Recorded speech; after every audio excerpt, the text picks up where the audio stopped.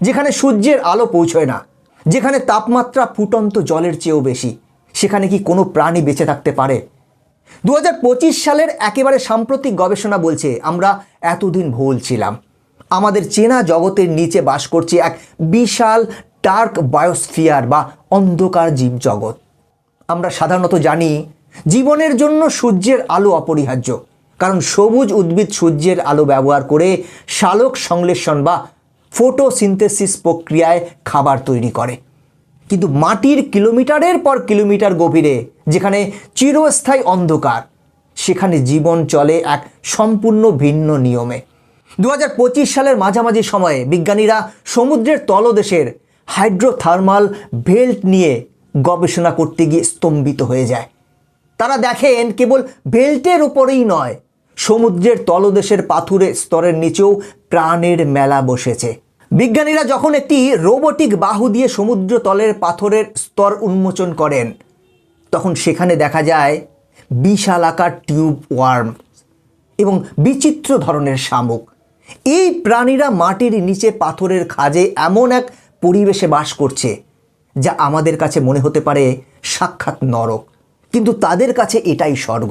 এখন প্রশ্ন হলো, অক্সিজেন আর সূর্যালোক ছাড়া এরা বেঁচে থাকে কি করে? বন্ধুরা, এখানে কাজ করে এক জাদুকরী বৈজ্ঞানিক প্রক্রিয়া, কেমোসিনথেসিস। এই অন্ধকার জগতের প্রাণীরা সূর্যের বদলে শক্তি সংগ্রহ করে পৃথিবীর ভেতর থেকে বেরিয়ে আসা বিষাক্ত হাইড্রোজেন সালফাইড এবং মিথেল গ্যাস থেকে।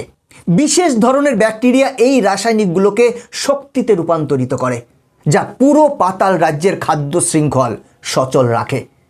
তবে এই গল্পের সবচেয়ে রোমাঞ্চকর অংশ হলো জম্বি ব্যাকটেরিয়া। বিজ্ঞানীরা মাটির 3 থেকে 5 কিলোমিটার গভীর পর্যন্ত ড্রিল করে এমন কিছু অণুবীজ বা মাইক্রোবস খুঁজে পেয়েছেন যারা কোটি কোটি বছর ধরে সেখানে টিকে আছে।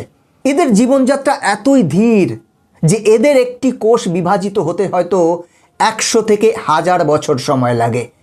এরা কোনো খাবার খায় না, বরং পাথরের ভেতরে থাকা খনিজ আর ইলেকট্রন খেয়ে বেঁচে থাকে।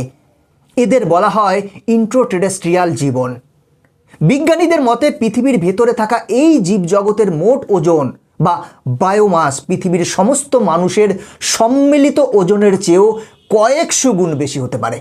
অর্থাৎ আমরা ওপরের জগতের মানুষরা আসলে সংখ্যার বিচারে সংখ্যালঘু।